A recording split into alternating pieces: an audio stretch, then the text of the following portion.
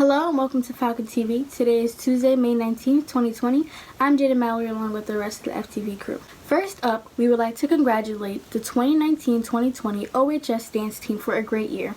If you would like to be a part of the team next year, make sure you get your physicals up to date over the summer. Physical packets can be found on the OHS website under the Athletics tab. There will be more information regarding auditions once school reopens in the fall. The United States is on track to produce more electricity this year from renewable power than from coal for the first time on record.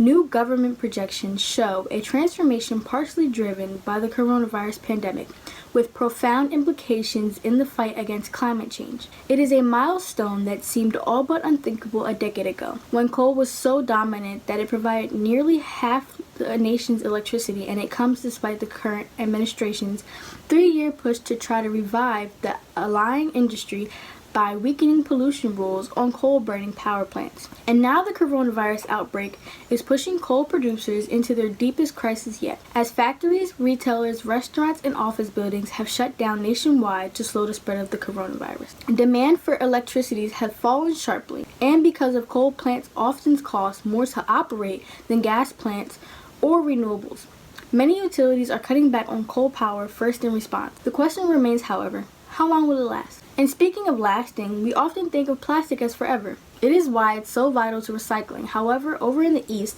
something is happening that could spell the end of plastic.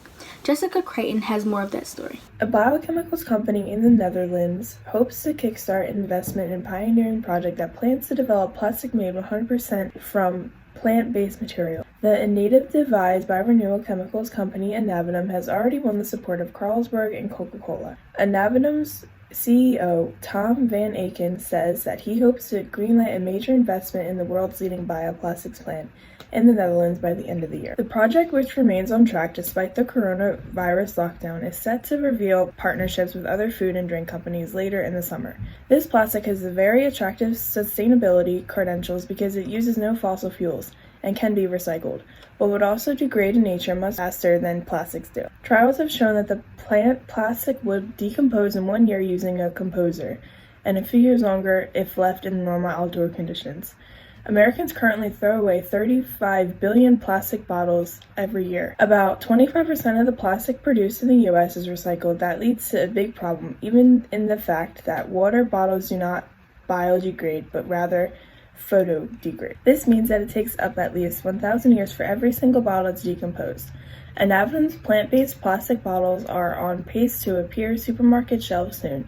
This has been Jessica Creighton reporting for Falcon TV News. Because of the mild winter and no snow days, there are only 6 school days of May left. We will have off from school this Friday through next Tuesday for Memorial Day weekend. This is a time when the summer officially begins, and even as places are beginning to open, there is still much uncertainty for the future. Sarah has more. Thank you, Sarah. I'm coming from Washington to let you know that schools across the nation have been closed for the rest of the year. But what about next year? In California, the nation's largest public university system will stay online, but other colleges are determined to bring back students. The patchwork could look much like the rest of the states. Like the rest of the country, colleges face formidable risks, both human and economic. Students and faculty members must be kept safe and healthy, but so must a segment of the economy that employs nearly 4 million people and operates as the nation's predominant social mobility engine. Even before the pandemic, college enrollment was on the decline nationwide as soaring tuition and student debt raised questions about the worth of a college education. Now many colleges are in critical condition as the coronavirus has stalled the economy, gutted state budgets, cratered endowments, and made heading off to college seem less an adventure than a threat. States are in different circumstances in terms of the proliferation of the virus and also the funding they receive, says the president of the Association of American Colleges and Universities. Small cash-rich colleges may be better able to afford to go back with masks, social distancing, and extra sanitation, and schools in rural areas with major outbreaks may consider themselves less at risk. Students could see a lot of variation in the fall. As numbers infected fluctuate from state to state, it's hard to say what will happen with the colleges and schools alike. The next coming months will help define the beginning of the school in the fall. This has been Mr. Lockwood for Falcon TV News.